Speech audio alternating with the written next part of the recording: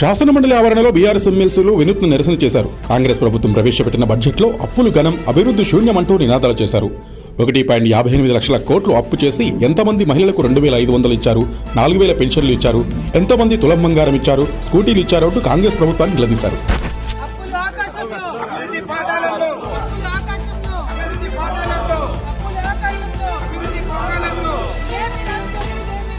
అప్పుల